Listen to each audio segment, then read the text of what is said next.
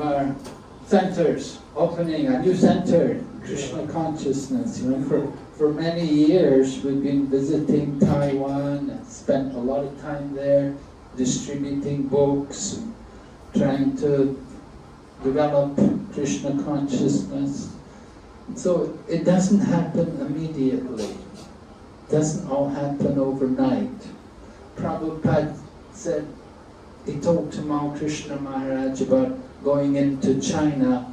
He said, don't expect everywhere you go that people will immediately become devotees. But he said, your job is to create the field for the future.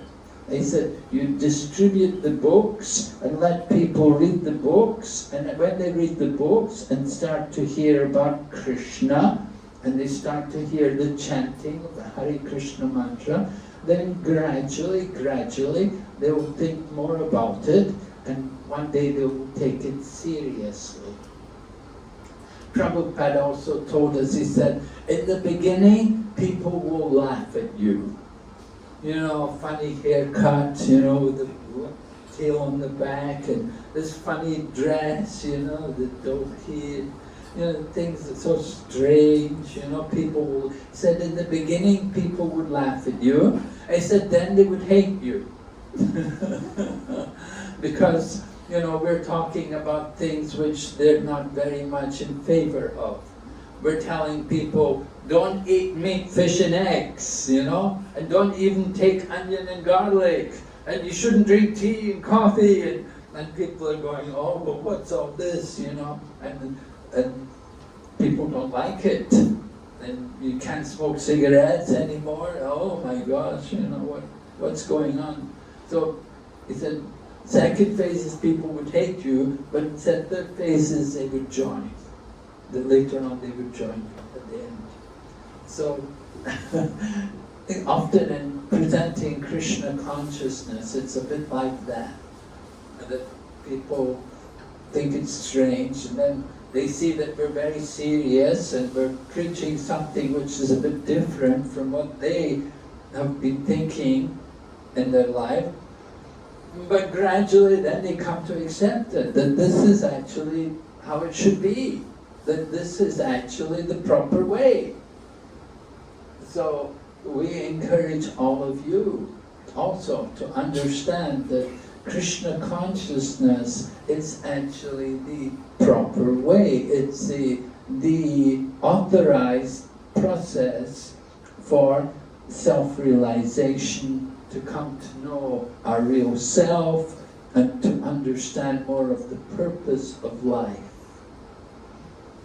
If we don't follow Krishna consciousness, if we don't follow the path of coming to know our real self, then we simply identify ourselves with the flesh, with the body. And the body's temporary. The body's going to be finished in course of time. So it's very depressing to think that, I'm going to die one day and everything will be finished. There's no hope there. There's nothing to look forward to. But if you have a spiritual vision, you think more about the higher purpose of life, about where you can go on to from here. Where do we go from here? From this life, we can go on to a better life. We talk about the kingdom of God. We can go to be with God. And certainly that's a better life than what we could ever expect here in this world, which is a temporary place, and a lot of stress and a lot of problems and difficulties are here. But in the spiritual realm, all of those difficulties are gone. We get free from all of it. And how do we get there then to that spiritual world? In order to go there, we have to develop a taste for the holy name of God, or chanting the name of God. Just like in the Christian tradition, I'm brought up a Christian, so we always pray to God, "Our Father which art in heaven, hallowed be thy name." So I used to wonder, hallowed be thy name. We're supposed to hallow the name of God, but I didn't know what name I should be hallowing. What name should I be chanting? I didn't know. It was a puzzle to me. Well, God. I'm supposed to just chant God. No, God is a position, but He's a person, and He has a name, and He has a name also. Now, in different traditions, they give different names for God. And we see also in the Vedas, there's a lot of names for God. Some people like to chant Vishnu Sahasranam, 1,000 names of Lord Vishnu, right? Sahasranam. So in the Vishnu Sahasranam, it's stated, Rame Rame Namo Rame Sahasranama Bistuyam Sri Ramanama Varanini. It's a verse spoken in the Vishnu Sahasranam, which says that the 1,000 names of Lord Vishnu is equal to one name of Lord Rama, Lord Ramachandra's name. So that's a powerful name, Lord Ram. You can chant Ram, Ram. And then Hanuman, he's always chanting the holy name of Lord Rama. He is a Ram Bhakta. There's a story that Lord Krishna was in Dwarka, and he told Garuda, "Go and tell Hanuman to come here. I want to see Hanuman." So Garuda flew to Kimpurushaloka, where Hanuman resides, and he told Hanuman, "Lord Krishna wants to see you in Dwarka." Hanuman just said, "Huh." He didn't do anything, didn't look. Garuda went back and told Krishna. I said, "I told him." He didn't. Krishna said, "What did you tell him?" And I said, "I told him Lord Krishna wants to see you in Dwarka." He said, "You should have told him Lord Rama wants to see you in Dwarka." So Garuda flew back. He told him, "Lord Rama wants to see you in Dwarka." Garuda said, "Do you want me to take you on my back?" Hanuman said, "It's all right. I can go myself."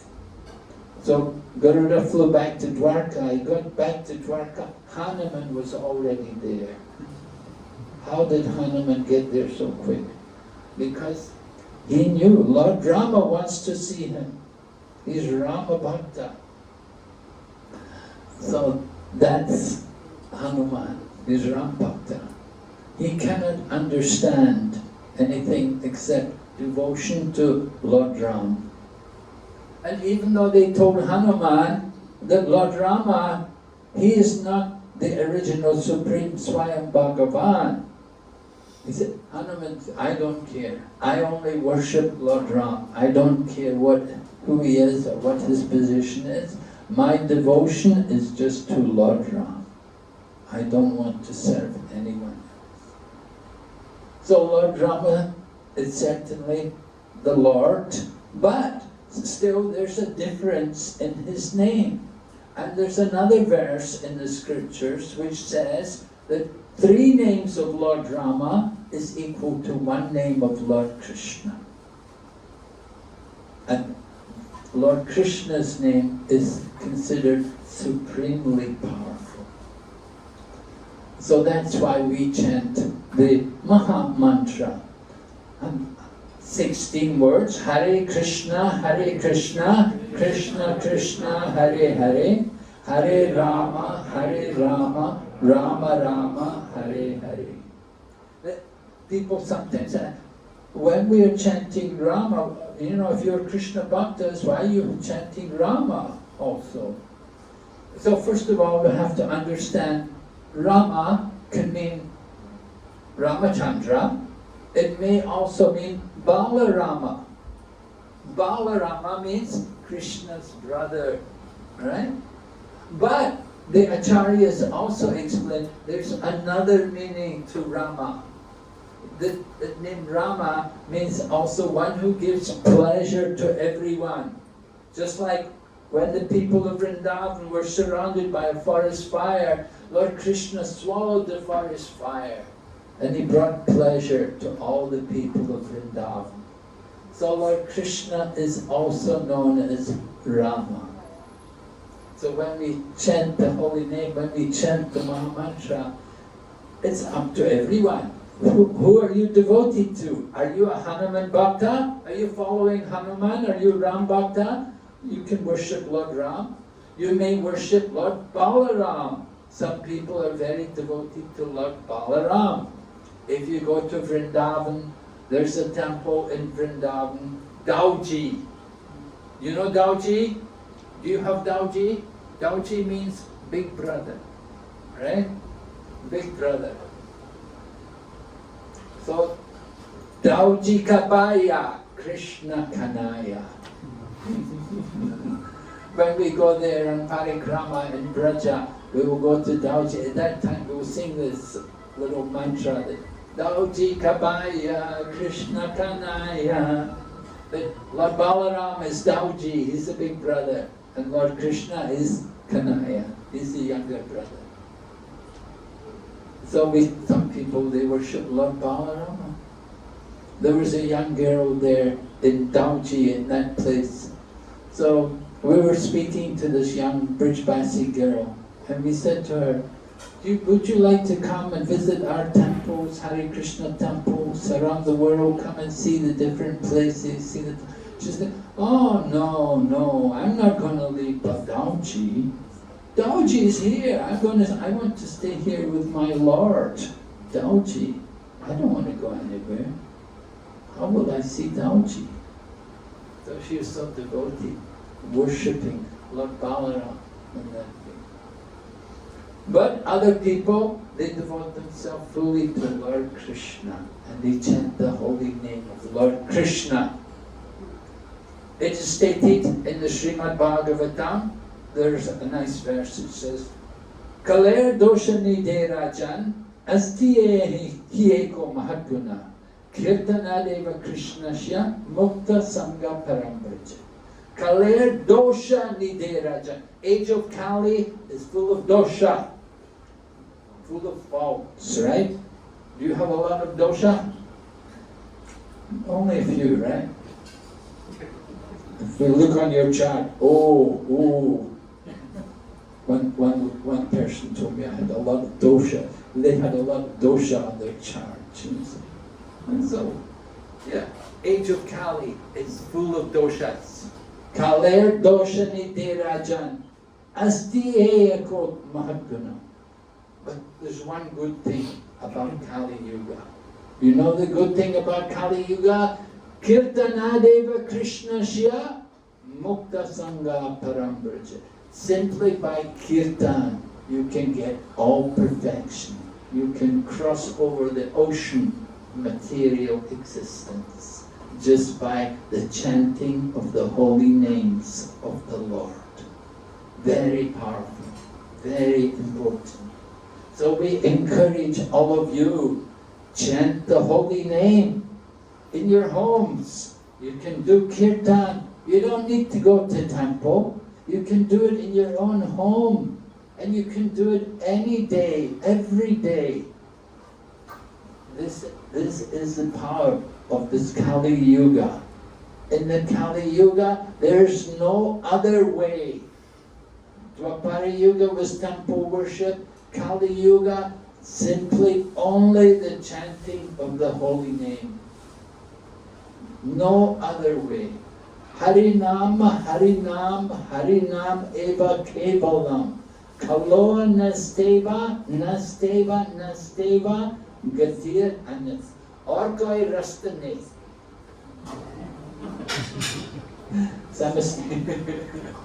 Or koi rasta nahi. Just only the holy name. We have to chant. So people say, oh, I'm so busy, I have no time. No, whatever you're doing, wherever you are, you can chant. You can take the holy name, you can chant. You don't have to stop doing what you're doing. You just have to add the chanting of the holy name and make your life successful. And not only will you'll be happy, you'll be joyful when you chant the holy name. You know, some people are all, they're in the prayer mood, but when you see Hare Krishnas, they're all, Haribo, Haribo. They're much more joyful. It's a big difference. They're not just only in the prayer. Their hands are up in the air and they're chanting, Haribo, Haribo. That is the Sankirtan movement. That is the joy of Kirtan. It gives us the taste of the full nectar for which we are always anxious. In the Shikshastikam, Sri Chaitanya Mahaprabhu has glorified the holy name in that way. Sarvatma snapanam param vidayate Sri Krishna Sankirtanam. So this Krishna Sankirtan, very wonderful thing. And Lord Chaitanya predicted it would be done in every town and village around the world. And we can see today, wherever you go, people are chanting. I was just talking, Taichung in Taiwan. 50 years ago in Taiwan, it's a Buddhist country, totally Buddhist. If you go there, everybody will say, Omitofo. They'll just say like that, Omitofo. And they'll call you Sifu and everything. Sifu means like master, guru. But today, we're having a temple there in Taichung, and there's all Chinese Chinese people are there, and they're chanting, and their chanting is beautiful. And they've become so expert. They chant so nicely. They play the instruments. They could play the mridanga and the kartals. Young men, young women, they're taking to Krishna consciousness. So we see this going on around the world. So certainly here in Singapore, we want to encourage all of you that you have the birth. You have the birth, right? Bharata Bhumi Te Haila Manushya Janmaja. Oh, very rare birth, born in Bharatvarsh. So fortunate. Janma Sartaka Kare Kara Paraupaka. Chaitanya Mahaprabhu said, now you have that good birth, you must also think about others, to give to others, to give that message of Krishna to others. That is very important. Don't be selfish, don't just keep it for ourselves, but distribute. And the more you give, the more you get. If you just keep it, just like I remember when I first went to India, water was kept in clay pots, earthen pots. Because stored in earthen pots, the water will be cool. You don't need refrigerators, you just keep things in the clay pots. And the water, but the water also, although the water's cool, it's evaporating. And if you just keep the water in the pot, gradually it evaporates and it dries up. So our knowledge, our gyan, whatever we've realized and understood, it will gradually dry up if we don't distribute, if we don't use it. It's important. So we encourage all of you people, you must chant. You should chant only, get a bead bag, have japa mala, do japa every day, right? Have you got mala? Yes? Good. Yes? You must chant. And you should also try to be vegetarian. Not difficult, not so difficult. Here in Singapore, you can get everything. All vegetables, all grains, all beans, all fruits. You don't need to eat meat, fish and eggs. You don't need these things. There's so many nice things to eat. Of course, you have to learn to cook. Sometimes that's a problem. People don't know how to cook. So we also teach these things now. In Hong Kong, our temple in Hong Kong, we have a cooking class. It's been running there for 40 years, teaching vegetarian cooking. Every year we get more and more people coming for our cooking classes. People are eager to learn. Chinese people, Hong Kong people, they want to be vegetarian. They can understand this is the proper diet. This is a healthy diet. So it's not just opening temples and then sitting down and eating chicken and drinking beer. You know, that's not good. We must show the real standard of religion, religious principles. The Dharma, the symbol of religion, stands on 4 legs. Satyam, Socham, Daya, Tapam. Satyam, truthfulness, destroyed by gambling. Socham, cleanliness, destroyed by illicit connection with the other sex. Daya, mercy, destroyed by meat eating. And tapa, austerity, destroyed by intoxication. So these things are very important. The pillar of religion. So in our Krishna consciousness movement, we promote these things. We encourage people, vegetarian, give up all the intoxication and all these things. Lead a pure life. Simple living, but high thinking. And we encourage people to chant the holy name. The family who chants together will be happier together. So many today, Kali Yuga, broken homes, unfortunate homes, where there's no chanting of the holy name. So it's very important. Try to take up that practice yourself and try to be an example for others. Encourage other people. Just like being a vegetarian. If you can cook nicely and then you give it to people who will appreciate it.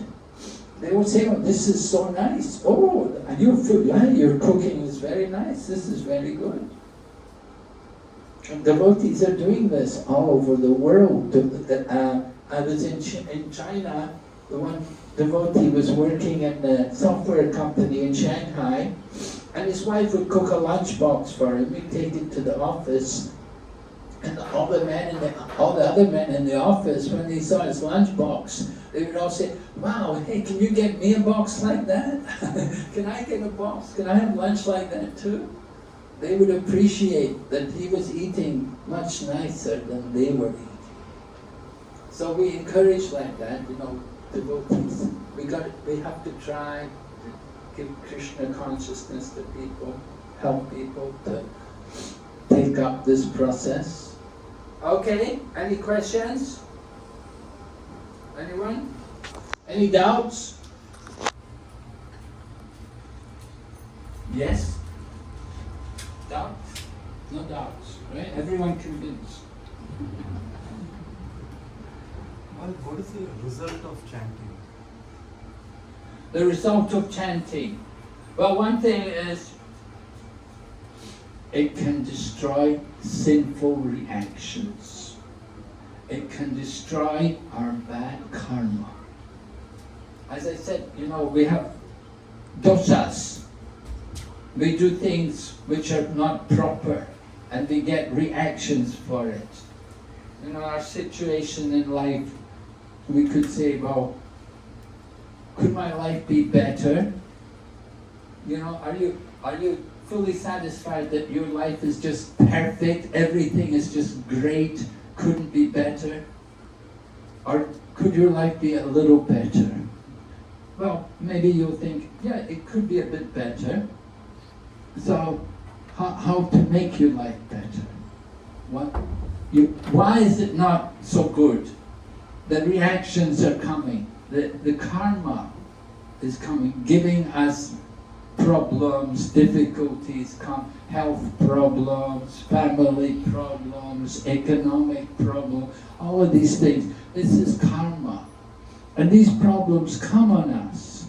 But the more we take shelter of Krishna by doing things like chanting the holy name, then we can avoid, we can destroy the karma reactions. The reactions can be all removed.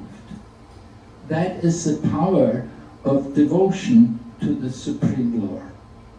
That it destroys the past sins. That's something very powerful. To get rid of the sins in such a way, it can get rid of the sins to such an extent that they will not come again. Now sometimes people will do things like atonement. You know, in Chinese people, they like to put the fish back in the sea. Have you ever done that? Put any fish back in the sea? No? Or let the birds go free. You know, go to the market, buy some birds and let them go. Because, you know, they were there, maybe people were going to kill them and eat them. Or they have the fish in the market and they're not dead yet, but you can go buy the fish, put them back in the sea, let them go. So some people think that's an atonement. It's a way of getting rid of sinful reactions.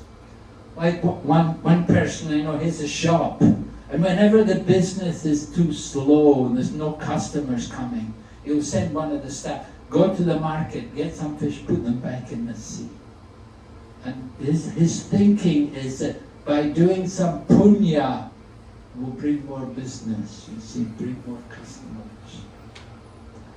That's his thinking. So, for some time it may work, but a more effective approach is to simply chant the holy name. You chant the holy name, and that can remove all the past sinful reactions. You take shelter of the holy name. Do kirtan. I was telling you, age of Kali full of faults. Simply by chanting can cross over the whole ocean of material existence. So that's one benefit of that. Chanting cleanses the heart. Now our heart is covered by what we would refer to as anarthas. Artha is what we want, economic development, you know, the wealth. Anartha are the things we don't want. And we can remove the anarthas by chanting. Anarthas are things like kam, krodh, lobh, love, moha, matsarya, lust, anger, greed, illusion, madness, envy, these kind of things. You know, they're not very nice things. We can remove them by good chanting of the holy name. But chanting is something you have to practice. It's not just one time.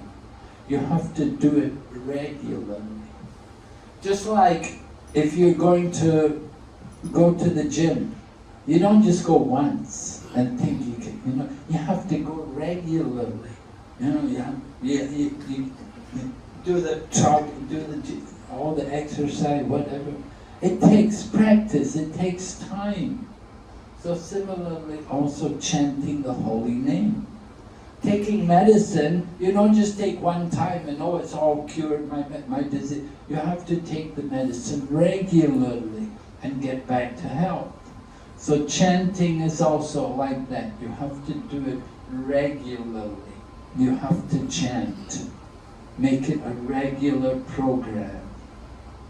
And if you do it, when I say regular, I mean daily. every day. Oh, every day. But it becomes pleasurable after some time. We start to take pleasure in the chanting. Just like if you get jaundice. I went to India and I was in Delhi and I came to India, I came from the West. So, the West is Europe, England, pretty cold.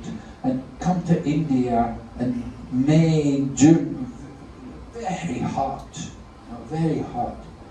And I got jaundice. So I didn't know how to treat the jaundice. Doctor said, yeah, there's no medicine, we don't have any medicine, you just have to rest. But another man told me, he said, you should drink sugarcane juice. He said, the sugarcane juice will be, he said, because your liver is not functioning properly. But if you drink sugarcane juice, then it will help the liver to come back to health and you'll get over the jaundice. So, I thought sugarcane juice, nice, that's a nice medicine. I thought I was in for a good time, So I got some sugarcane juice, but when I drank it, it was horrible. I thought, what kind of sugarcane juice is this? No, they said, no, this is good juice.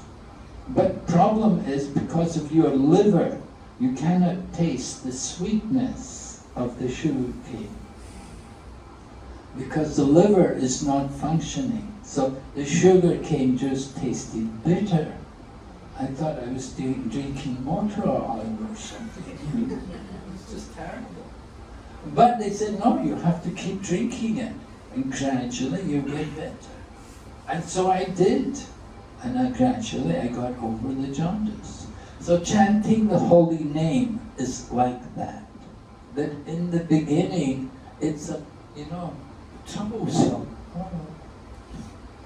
Botheration. We don't take so much pleasure. But if you do it, the problem is we have jaundice, materialism, the jaundice of materialism, because we are attached to material life. So we have no taste to chant the name of God.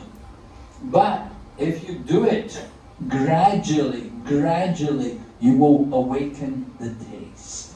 And you can experience the greatest pleasure in chanting the holy name.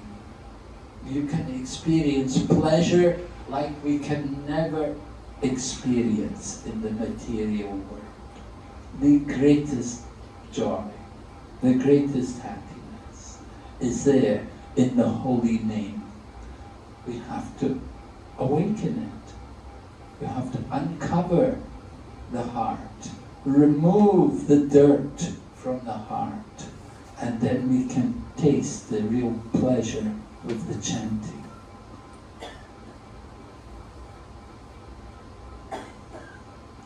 Like some of you men, they're like Govardhan Prabhu, naval background, go to sea, go on the ship. So when you're on the ship, what is there to do? That a lot of time, this time you can chant the holy name, right? You can do a lot of chanting there in that situation. When you go to sea, or in the middle of the ocean, you're just depending on God, chant the holy name.